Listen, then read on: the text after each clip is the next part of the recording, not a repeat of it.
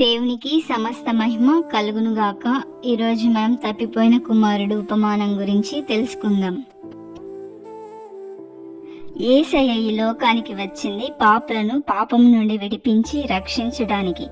ఆయన బోధ వినడానికి వచ్చిన పాపులను, సుంకర్లను దగ్గరికి చేర్చుకున్నాడు. వారితో కలిసి భోజనం చేశాడు. ఇవన్నీ చూసిన పరిసయ్యులు, శాస్త్రులు సనుగుకున్నారు. తామే నీతిమంతులమని భావించిన పరిసయ్యులతో, శాస్త్రులతో యేసయ్య ఈ ఉపమానం చెప్పాడు. ఒక మనుష్యునికి 2 కుమారులుండిరి. వారిలో చిన్నవాడు తండ్రితో అంటాడు, తండ్రి, ఆస్తిలో నాకు వచ్చు భాగం ఇమ్మని తండ్రిని అడగగా తండ్రి వారికి ఆస్తిని పంచి ఇచ్చెను. కొన్ని దినములైన తర్వాత ఆ చిన్న కుమారుడు సమస్తంను కూర్చుకొని దూరదేశంనకు పోయి అచ్చట తన ఆస్తిని దుర్వినియోగం చేసుకొని పాడు చేసెను. అదంతయు పాడు చేసిన తర్వాత ఆ దేశమందు గొప్ప కరువు రాగా వాడు ఇబ్బంది పడసాగి వెళ్ళి ఆ దేశస్థులలో ఒకని చెంత చేరెను. అతడు పందులను మేపుటకు పొలంలోనికి వాణ్ణి పంపెను. వాడు పందులు తిని పొట్టుతో తన కడుపు నింపుకుని ఆశపడెను గాని ఎవడునూ వానికి ఏమీ ఇయ్యలేదు. అయితే బుద్ధి వచ్చినప్పుడు వాడు, నా తండ్రి యొద్ద ఎంతో మంది కూలి వాళ్ళకు అన్నం సమృద్ధిగా ఉన్నది, నేనైతే ఇక్కడ ఆకలికి అల్లాడుచున్నాను. నేను లేచి నా తండ్రి యొద్దకు వెళ్ళి, తండ్రి, నేను పరలోకమునకు విరోధంగాను నీ ఎదుటను పాపం చేసి తిని ఇక మీదట నీ కుమారుడని అనిపించుకొనుటకు యోగ్యుడను కాను. నన్ను నీ కూలివానిలో ఒకనిగా పెట్టుకొనుమని తండ్రితో చెప్పాలనుకుని లేచి తండ్రి యొద్దకి వచ్చాను. వాడింకా దూరంగా ఉన్నప్పుడు తండ్రి వాణ్ణి చూచి కనికరపడి పరుగెత్తి సంతోషంతో వాని మెడ మీద ముద్దు పెట్టుకొనెను.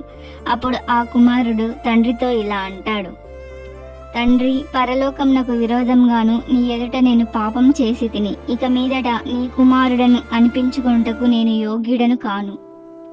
అయితే తండ్రి అంటాడు, తన దాసులను చూచి, ప్రశస్త్ర వస్త్రం త్వరగా తెచ్చి వీనికి కట్టి వీని చేతికి ఉంగరం పెట్టి పాదములకు చెప్పులు తొడిగించుడి.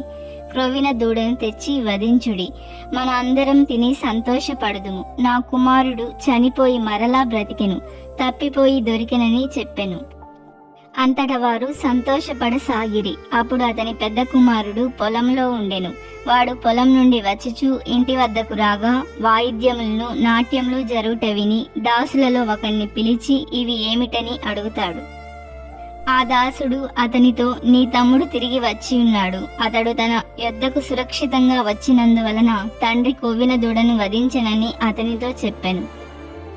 అయితే అతడు కోపపడి లోపలికి వెళ్ళనల్లకపోయాను. కనుక అతని తండ్రి వెలుపలికి వచ్చి లోపలికి రమ్మని పెద్ద కుమార్ని బ్రతిమలాడుకొనెను. అందుకతడు తన తండ్రితో ఇలా అంటాడు, ఇదిగో, ఇన్నేళ్ల నుండి నిన్ను సేవించుచున్నానే, నీ ఆజ్ఞను నేనెన్నడైనను మీరలేదే. అయినను నా స్నేహితులతో సంతోషపడునట్లు నీవు నాకెన్నడైనను ఒక మేకపిల్ల అయినను ఇయ్యలేదు. అయితే నీ ఆస్తిని దుర్వినియోగం చేసి వచ్చిన నీ చిన్న కుమారుడు రాగానే వీని కొరకు నీవు క్రొవ్విన దూడను వధించితివని చెప్పెను. అందుకు తండ్రి అంటాడు, కుమారుడా, నీవు ఎల్లప్పుడూ నాతో ఉన్నావు, నావన్నీయు నీవే. మనం సంతోషపడి ఆనందించుటకు యుక్తమే.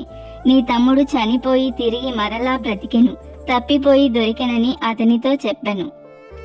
మనం కూడా మన జీవితాల్లో పాపంలో మునిగి దేవునికి దూరంగా ఉంటాం. కానీ మనం చేసిన తప్పిదాలను తెలుసుకొని మరలా దేవుని దగ్గరికి వచ్చినప్పుడు దేవుడు మనల్ని క్షమించి చేరదీస్తాడు.